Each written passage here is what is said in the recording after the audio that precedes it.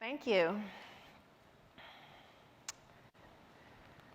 So I recently learned that the theory that people are predominantly left-brained or right-brained is actually a myth. I think this was a study published last year.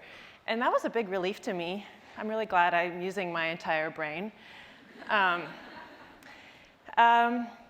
But for a long time, ever since I began having to think about my career and my major and what I'm going to do with college, what am I going to do after college, I started feeling pretty left-brained. I studied math as an undergrad at Harvard. I got interested into computer science toward the end of college and ended up getting my master's and PhD in computer science. So I really felt like this began to define me. It's living, eating, and breathing math and technology. And then at some point I started thinking, having these questions that other people have mentioned today, what's the big picture of what my work will be when I'm done with my education? Like, what's the impact? What do I want to be able to look at and say, this is what I'm working toward, this greater goal? Unfortunately, this happened during this agonizing 2-year stretch during which I was trying to finish my PhD thesis. And I was really touched that this cartoonist understands me so well to have actually made an entire cartoon strip about how you feel when you have this huge looming project ahead of you that you can't seem to finish and you become completely obsessed with something else. And that's how I was. Whenever I needed a break from my PhD thesis, which was in machine vision, I was looking all over the web for any application of technology to sort of nonprofit ventures, and I really felt like, there's got to be a way for this to have an impact that I can really put my passion behind. And although I continued with my career, and I thought, I did finish my PhD, and I did a postdoc, and ended up coming to Google and doing a lot of work on really interesting problems in machine vision and machine learning. Something that kind of kept gnawing at me and that I kept admiring about people who had made a career of is just looking at social inequality, economic wealth inequality, racial inequality, and people were making a difference. And I kept thinking, well, I admire that. That means a lot to me. I would love to be able to make an impact in that. But I really like math and computer science. That's what I'm good at. So I'm going to have to make these two separate parts of my lives. But this idea, this inequality, you can just see it every day in different places. I see it right here today, every morning, everywhere. I just couldn't help but think, someday I'd like to actually make an impact in that world. And I'm still working toward that. So while at Google, I was working in, as I said, doing really interesting problems that I felt lucky to do in my area of expertise. And I'd been here a few years when a colleague I knew actually through Google Women Engineers Group in New York said that this was in 2010, that she had just joined a new team. She used to work on maps. Was very successful in Google Maps. Oh yeah, what's your new team? Because she was visiting Mountain View. It's called Google Crisis Response, and we're trying to form a team of engineers to look at what happens after a natural disaster as far as people finding information they need on the internet, if possible, when possible. It's like, that's really cool. I thought, it's really cool that we had an engineering team working on that. So this picture is actually Typhoon Yolanda last year hitting the Philippines. But I kind of kept tabs on their work. Like, they were trying to figure out what's our mission, we know our mission, but how are we going to do this, and what role does technology play? And then later that year, I was actually in the hospital recovering after the birth of my third child.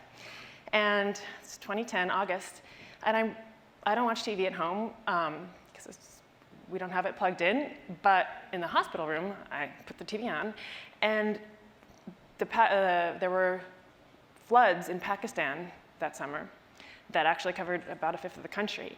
And I was literally in shock to hear about these women who were pregnant and actually had to stop as they were on foot evacuating and giving birth by the side of somewhere and continuing to leave. one of these pictures is someone who was actually born during, a mom and her baby who were born during that event. And what really struck me about this, well, partly was just identifying so strongly, like, oh my gosh, I'm here in a hospital in Silicon Valley, with, and we're so alike and yet have nothing in common as far as how our experiences are going. And it really struck me that, wow, vulnerable people are hit by natural disasters so much harder than people who have privilege and wealth and the means to handle things. So that really stuck with me. And women and children, women in particular, children, sick, elderly, and women who are taking care often of the sick and the young and the elderly are really affected disproportionately. So after this, I was on maternity leave, and just a few other things kept happening that kept reminding me about this team. So during maternity leave, I'm a very indecisive person. I usually like to weigh the pros and cons forever. And one day, my baby was only a few months old, and I was like, oh, I'm switching teams. I absolutely have to get on that team and work on that when I return from maternity leave. Usually, returning from maternity leave is not the best time to just join a new team and do something completely different, because it's a little bit stressful, but I had absolutely no doubt, which is very unlike me. So I want to tell you a little bit about what my team does at Google. The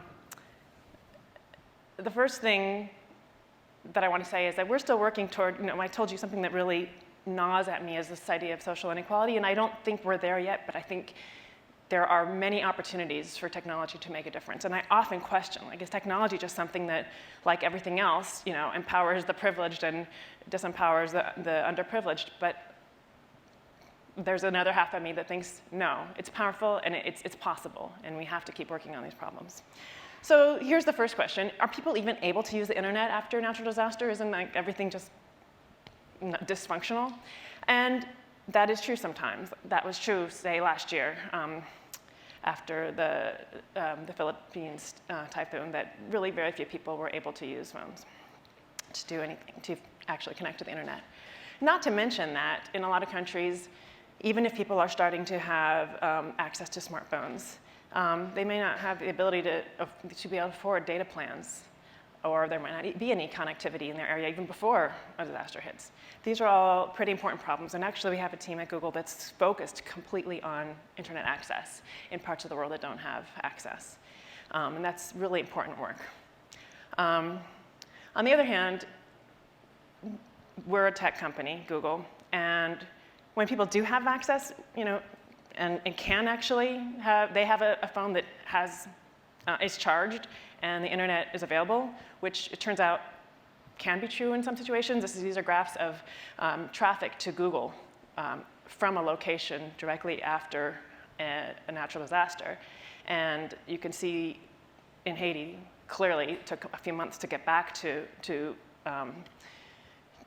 previous traffic, but at other places, like in Japan after the earthquake, there was almost no interruption. And in those cases, you really should be able to find what you're looking for and be able to get information if that's one of the only means of communication. In addition, as we saw, these are both pictures from the Philippines last year, where internet cafes spring up. There are lots of telecom companies who put up portable internets, and there are places that offer charging stations and let people try to get online and communicate and find information. So what information? What would you use your phone for if this were happening to you, and you had a working phone and something happened?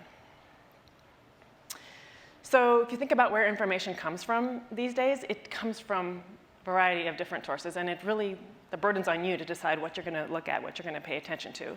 And maybe we can take some of that burden off. So some of the places information comes from is just the people that you know and how you connect with them on the internet, Twitter, Facebook, email, et cetera. So there's a lot of chatter, there's a lot of personal information exchanged, but there's also a lot of rumors, and there's a lot of uncertainty about what to believe and what's happening. So we have official sources of information that you might think, oh yeah, I need to go to those as well and let me get the facts. So something like NOAA or the National Weather Service, for instance, in this country. And yes, you can get facts, but sometimes those facts are a little bit generic and not specific to your situation. So if you get some information that like, oh, during a flood you should seek higher ground, that's a little bit frustrating if you're in a flood. Like, you know that. So that's not useful. But we have media, and in addition, I should say that those official organizations maybe don't have the most mobile-friendly sites compared to what you're used to, and maybe you can't even load information from them. But media is really great at presenting things to you on your phone, and so they like to synthesize information and provide it, maybe localize it a little bit to your situation. But sometimes that can also be frustrating. So you don't want, if you're searching for information because you want to know what to do during a flood, you may not want to hear like a little story about how, this is going on, a story that's meant for the rest of the world, for instance, that interviews a few people about how they're dealing with it. I mean, you're not reading it to browse it and get informed and get an overview. You really need to solve some problem. So let's walk through a little bit what might happen. So one of the, and some of the things that we've built on our team. So one of the first things that we realize technology can do to help you is to get you out of the situation in the first place. So on the left, you see back in the day before the internet, and when it was only broadcast network TV, you would get, if there was like a tornado coming through your neighborhood, you would get a warning like this, and it would interrupt happy days for a while, and you'd be like, oh, okay, so that's something really bad's happening. We should go to the basement if you live in the Midwest of the United States. Today, you can get, from the same organization, National Weather Service in this case, you can get warnings on your phone that look like what you have on the right. Because you're not watching TV, you're probably checking, your phone may be in your pocket, or you're on the web, and if you go to, say, a Google search to look for something, and Google is able to tell that you're in that location, you might see this kind of warning. Now, to get to what you see on the right, takes a lot of time and a lot of resources and a lot of interesting problem solving. First, we've had to work with organizations who publish this data. We're not the ones who have this data. We don't want to control the content. We just want that content to be available so that it can be consumed, whether it's by us in this product or any other product out there, any application should be able to take this information and present it to people. So we work with governments who, they're really resource constrained as far as technology and don't have like a whole slew of developers out there, but we work with agencies to help them publish this data in formats that meet certain standards that have been agreed upon so that we can build tools against those standards and APIs that can pull in that data and present it to people in useful ways. The engineering behind it is really interesting as well. You don't want to be telling people something that happened yesterday. You don't want to be telling them something that's not very important and is kind of spammy because they'll turn it off, and then when something really important happens, you're not using the service. So this is it's a very interesting project. It's launching in more and more countries as we work closely with each government and their set of agencies and all their intricacies and licensing issues. And so you can read more about it at that URL. So now let's say you're like, oh yeah, something's happening and I need to leave. Well, people like to probably want to use products that they're familiar with. You don't want to just go, hey, let me go learn a completely new tool because I'm totally panicked and I need to get out of here. No, you would go to Maps. But Google Maps, say, which is obviously a pretty popular mapping program, mapping application, are you sure that it's going to be giving you up-to-date information? It can. For instance, here, this is last month, greater New York area during a snowstorm. And I actually have never seen black anywhere. It's worse than red. So things aren't moving at all. But is it telling you, like, say something were happening that, a bridge was gone, certain areas were impassable. It may not be, the data that's there daily is going to be different. And the sources of data that emerge after disaster are typically different from what was there before, which makes it a very difficult problem to build systems that just work in a disaster, when suddenly it's like, okay, this is where all our data comes from for maps and directions, and now something totally different has happened, and this organization is getting data about that and publishing it in this totally different format, and you'd like to have that show up directly in maps. So this is an active area of research for us and development, really interesting. Also, you may have so many other constraints that you want to be able to see at the same time. You have someone in your family, an elderly person that you need to, if you're going to evacuate, may need to stop at hospitals or pharmacies, or resources that you'd want to pick your path for how to leave and have more information overlaid. So these are interesting problems. And then you probably need to find the people that you love. If you probably have, making contact with people who are immediately in your family and then more distantly. And this is also turned out after the Haiti earthquake of 2010. There were multiple places where people could go and search for or enter that they had found that they were missing loved ones. And that makes it really hard for someone if you have to go to 7 different places every single day to search for the person that you need to locate. And so one of our engineers who now engineer here helped write a standard that a specification for how to store information about missing people, and made this open, and the engineers who started Google Crisis Response built an application on top of it that's open source called Person Finder, Google Person Finder,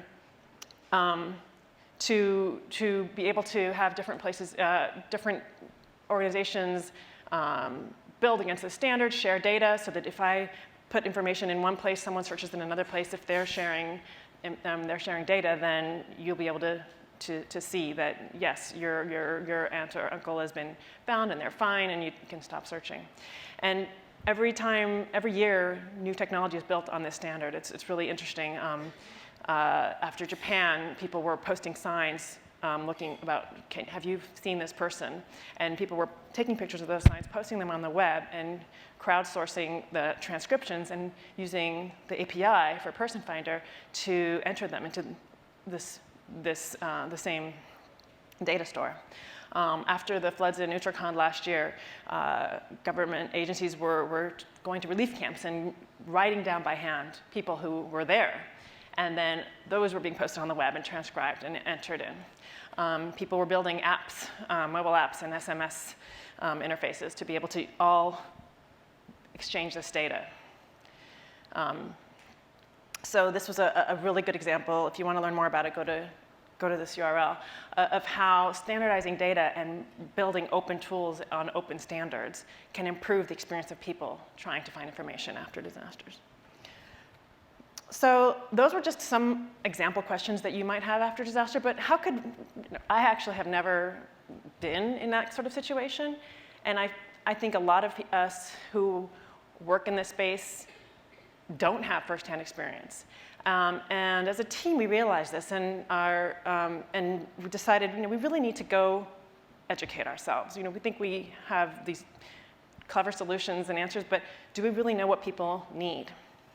So we worked with an ethnographer this summer to go to New Orleans, a place that has seen hurricanes in the past, will continue to see them in the future, and do interviews of people from all sorts of different demographics. And this is a really, really small subset, tiny subset of the kinds of questions that people ask. And green is questions people are asking immediately before a disaster is about to happen, if it's a kind of thing where you have some notice. In blue, during a disaster, what kinds of questions people ask. And in yellow, immediately after, like what are your most pressing questions that you really want answered? And in red is the questions you have even long after it's passed, even when it's no longer in the news, but your life is still not okay. And these questions, we're really looking into, which of them, there's so many that we aren't able to answer yet. And a lot of it is, well, who has those answers? Where is that data? Even if it's available, even if we can find it, how can it be published in a way that can be incorporated and sent back to people in a way that's useful, that people can just quickly get that answer and not have to have spent time searching through multiple websites and getting confused and ultimately just giving up, or not even, or even assuming that it's not possible to find an answer via the internet on this, for this question. And on those that we know that, hey, we do actually have data, we have partnerships, or we know people, organizations that are working to provide this sort of information, then it comes interesting engineering work about how to actually ingest that data and deliver it back, and interesting UX problems about when should you deliver what sort of information and how.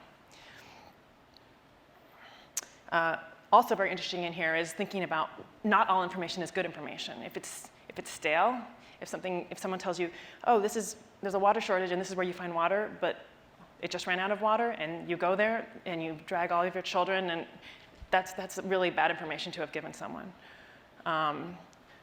Knowing the source of the data so that you, as a person, can evaluate whether you trust it is important. And incorporating people, the crowd, into helping annotate that data and say, yeah, I can vouch that this is, as of today, right now, I was able to find ice here. Or, hey, they just ran out, so don't come here anymore. People have the ability to help each other, even if they don't know each other during a crisis. So we're working on tools to enable, how do you blend all this official data and data from media and data from people, and give someone this one little, pretty concise answer to what they want to know, and not drown them.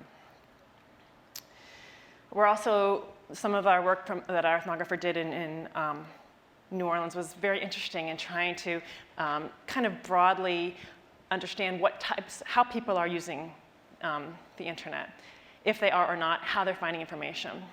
And she did this really interesting thing of looking at different axes. For instance, some people really want the raw data. They're like, I don't want you to synthesize it into some little story. I just want the facts. I'll make up my own story. That was another axis, story versus data. Another axis is, what's your reach? Like, when you learn something, do you tell other people, or do you just keep it to yourself, your family, and then move on? Not everyone's going to tweet everything, and not everyone's going to pick up the phone and call people. But some do and some don't. And it's very interesting to think about those that do have reach, those that do kind of just because of their personality or for whatever reason disseminate information. That's really powerful. They can reach a lot of people who may not even be online. So let's understand what they're doing during crises. And in a place like New Orleans, this is very interesting because people do develop patterns of behavior because this happens every year. And people need to talk to each other. So you might think, oh, well, there's a hurricane coming, you just leave. What's there to ask? Well, you may not want to be in a road with gridlock when you have, an elderly person, and you might lose your job and you don't have a credit card, so you're not going to be able to just charge things on hotels. And last time that you evacuated, it wasn't that severe, and you did lose your job. There's so many other things to do, and people need to talk to each other to make these decisions. And the last axis, word of mouth versus online. That's an interesting place for us to think about. A lot of people, they're just not going to be techie people. They're not going to use the internet. But why is that? Is that because right now it's not serving their needs? And if it did serve their needs, they wouldn't feel like I'm not a gadget person. They would say, that's actually a useful way for me to communicate with the people that I want to communicate with and get the information I need. So lots of interesting questions here.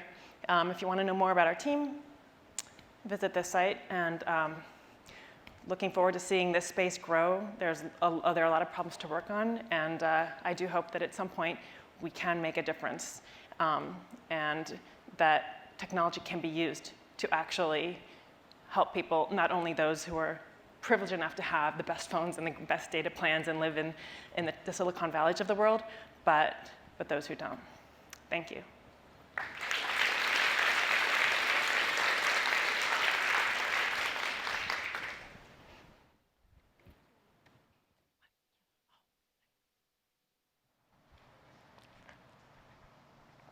Thank you, Raquel. It's great to hear stories when you truly are impacting people. So thank you for that. So we are going to break for lunch. How many people are hungry? Or do you want to hear more stories? We can go on. We can bring Pawnee back on. OK, so do you want to do Q&A? Sure. Yes, we do have time for Q&A. Okay. And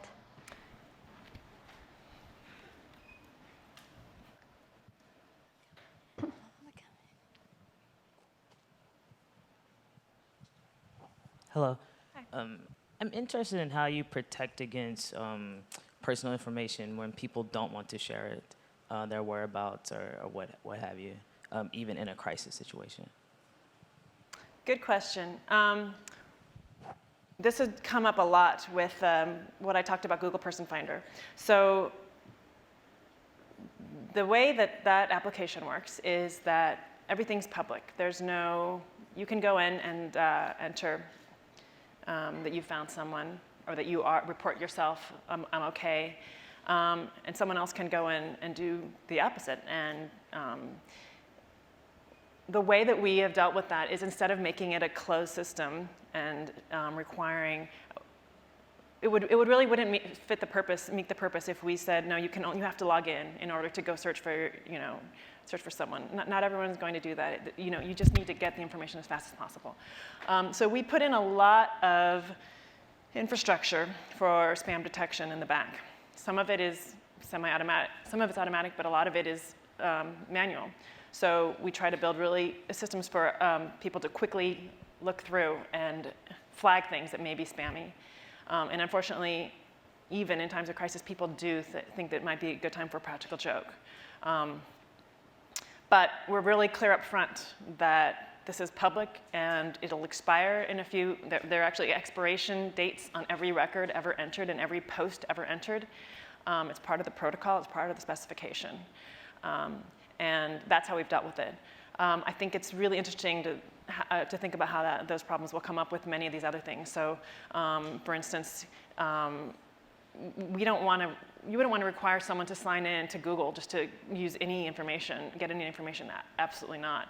But if they are signed in, you actually do want to give them something. If you know something about them, say you know their circle of close friends, you might want to say, here's some information about them. It's a very fine line to walk, and we're constantly thinking about that because this isn't a money-making venture, but privacy does matter, and you can do damage. So thank you for the question. Hi, I'm Tiffany, and I'm a fellow at Code for America, and we're working with local governments to make technology better. And one of the things that really resonated with me is how you guys are partnering with organizations to get a bunch of data from disparate places and try to filter it and into one clear, simplified message for community members. And I'm curious, what is your strategy for working with all these organizations, and how do you deal with all the obstacles of so many different people trying to filter into one message? Yeah, really hard question. And this was interesting for me as an engineer to think that some of the hardest problems are actually organizational and people. So what is our strategy for trying to get data from different organizations? Usually, we actually have a team of partnership people who work extremely hard and travel all the time to meet one-on-one with people who are working in organizations that have data that we know is useful. Whether it's in Colombia or it's in Mexico or it's in East Asia or all over, wherever we can find an opening and have the time and the capacity, we open that dialogue. And there's a lot of explaining to do, because before we have a launched product that we can say, if you were to invest a little bit of resources into publishing the same data that you've spent a lot of time and money and effort to collect, if you could publish it this way, we have to be able to say, what's the gain? Like, what would happen? And we can show, then all your hard work would be surfaced in this way on this mobile phone. So it's a little bit of the chicken and egg, where we typically try to find people who are already willing to work with us, build products off those, and just as a lot of people have said before me, iterate. We have to iterate. We have to say, okay, did this work? What didn't work? What was too specific to this? What was too general? Then when you go to the next partner, this is what we're doing in Australia. Are you interested? Oh, you have this data. Oh, they see it at play, and they can actually, but you need that buy-in. You have to show them. You can't just show a concept. They have real problems to work on, right? They don't want to do something that's cool and gets them a good video on, on some tech show. No, they have real problems. So our strategy is really this launch and iterate process. But it is a lot of work and a lot of really commitment to working with the people technically. I think that we're out of time now, so I'll be here for a few more minutes, and thank you.